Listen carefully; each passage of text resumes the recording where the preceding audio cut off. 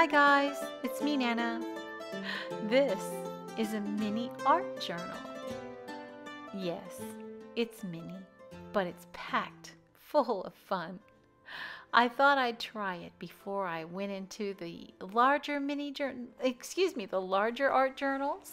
So although this may not be the smallest one, it's definitely good in size for someone like me who's just starting out. All I needed was my little travel journal, which has the perfect weight paper in there. It's perfect for traveling and sketching, and now, well, it's going to have gesso in it, and it's going to have the mixed media, and it's going to have this sticker for my first page, some texture paste, and we're going to get it all together. And first things first, I gotta have something to get the texture paste out with, and that'll be a little trowel, and we'll need the foam thing for the gesso. And there's 36 pages in here, they say, but it's sewn in. It's very cute. I got it for 99 cents. I think it was originally $4, but I'm gonna prepare the first page as if it was a real art journal. I'm just protecting the front binding and the back page, the second page that is, and I'm going to paint it with some gesso so that number one, it protects the page for what I'm about to do to it, and it allows it to take the wet paint without warping as much. Not a hard thing to do. I could have just let it air dry. It wouldn't take so long. I didn't put a whole lot. But I was in a little hurry, so I went ahead and did that. And then I'm going to try this smushing technique with my acrylic block. And I have some paints. And I'm just going to take the paints and I'm going to spritz them onto the acrylic block. And so I can get, you know, a really nice coverage on the first page, on top of the gesso. And now the purple is going to turn a little brown because it's not made the way the other paints are, which is fine because I was looking for as many colors as I could get. I'm trying to make the illusion of a landscape with just a lot of spraying, and this is just playing. I'm playing in the sense that I'm trying to learn how this media will react for me. I need different layers of color, and in doing so you have to kind of put a layer on, take some off, and then add another layer when it dries. Take some off and add another layer when that layer dries. Otherwise, you will end up with way too much brown splotches. And you see that brown splotch I have at the bottom? I don't mind it because for my purposes right now, and because it's a small sheet, I'm just learning. I want to see what's going to happen. So I have this stencil, and I'm taking about a half a teaspoon of the texture paste, and I'm putting on the original colors that I used, which is like an apple green and a beautiful rich orange and that wonderful bluish purple. I'm just going to incorporate those into the texture paste so that I can add texture to my little sheet there. And of course, that is my first sheet, not going to be my last. You will be seeing me do some more mixed media art in there, if we can call it art. You know, it's just playing at this point. I'm really wanting to understand how the paints work, how the textures work, what they look like when they're dry. So this little tiny traveler's journal is really going to help. So right now I'm just taking the colored texture paste and I'm lining it where the colors are already on the sheet so that each one will have more definition as well as texture. This comes out looking more like a child's sheet, but in a sense it is, because I am still a child in this mixed media world. And I want to learn slowly. I want to take it all in and see the reactions. Know what's going to turn brown. Know what's going to look good when it dries. And there you have texture on a page. I'm so proud. I can't tell you how proud I am. Now I have to clean everything off right away or it will stick. And again, I don't have to heat set this, but again, impatient. I want it to dry as quick as possible. Now here are my, I think these are Mama Elephant stamps, and I wanted to use these first because as soon as I saw it, I knew where it was going to go.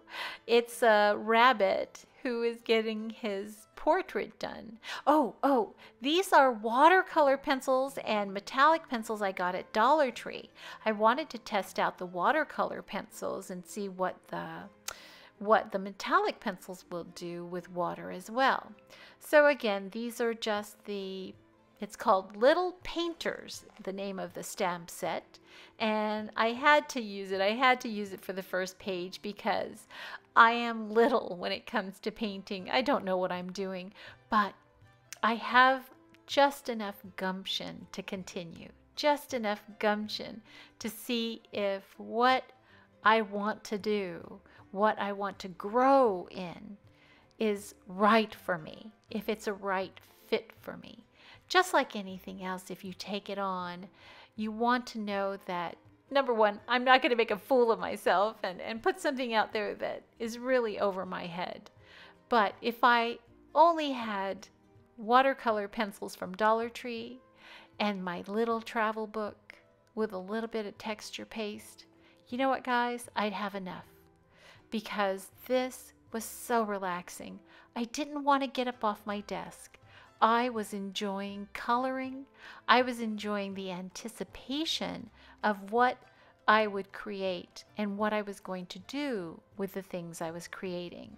Now, with watercolor pencils, you lay down the color. And the idea is to introduce some water to move your pigment a little bit and make it smoother. In other words, blend it into itself or into another color to achieve a smoother look, a watercolor look. So here I am. I have some water. Now, I tried this smaller paintbrush and it just wasn't strong enough. So I brought in a thicker one and it was just the right fit. I moved the colors just like more expensive watercolor pencils. And I wanted to use this to show you all you have to do is go to the Dollar Tree. I'm not even using a very good paper. This is the back of another cardstock that has print on the back. And I thought, why not? Let's see if everything will hold up. I used Memento ink, which is supposed to sit there and not move no matter how much water you put on it. And true to life, it didn't move as I was moving the pigment on the paper. And the ink didn't run from the stamp. And this is the metallic. I even was able to move the metallic color pencil. So you can even move that. And here I'm fussy cutting. I am not a good fussy cutter, which just means I'm cutting out this image by hand. And you know what? It came out pretty good.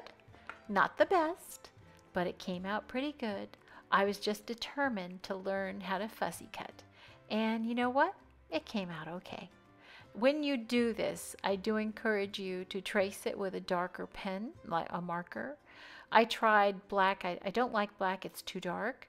Brown will get rid of the white, give you definition, and not run too much. And if it does, it doesn't hurt the picture.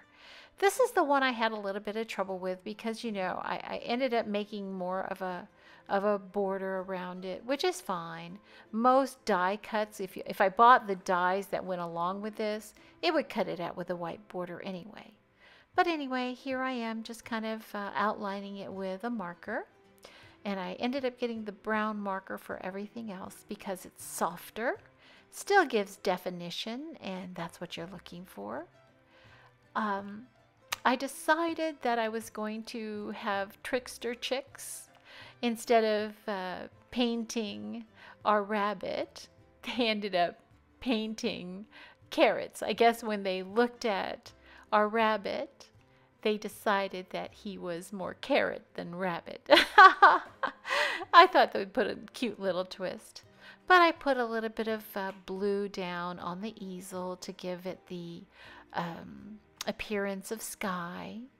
And we're going to just glue everything down with that mixed media, or that multimedia matte media. It's a very strong glue if you use that, and since I have so much texture on the page, I used that to glue it down, and it held it down very well. I put the glue on the back and then put one of the acrylic blocks on top of it. Didn't take long to dry at all. I did it to the bunny as well, and then put a block on him. And then I put my carrot on top of the easel. After that, I did a little bit of extra stamping and extra inking just to give it more interest and to practice doing that. And then I finally took a Tim Holtz sentiment, and it said, "Be true." And I thought it really was perfect for my first page. And then I gave the easel a little bit of ground to stand on. I colored my little stamps with the hearts, and I'm using a paint pen, which worked out very well. That's from Dilutions, and it's beautiful. First time I used them though, so I had to prime the pen. I just wanted to add more color. I didn't want to stamp it. I know that I could have stamped it to give it more texture, but I thought the colorful heart wheel would give it more depth. And then I decided that I would outline certain characters, not all of them and not all the way around, with the blue paint, just so that they would pop up a little bit on the page. I didn't really elevate anything with dimensional adhesives. I just kind of put everybody on as they were, mainly because it's the first page and I didn't want to get too crazy, because I know that will come as my confidence builds in the next few pages. I'm sure I'll be doing a lot of dimension. But for now, I'm just kind of outlining it and trying to give them more dimension, more 3D appearance on the sheet. And I'm kind of happy with it. It's not perfect, not by any means. It's not supposed to. So I signed my name. I put Nana on the easel and I put the date.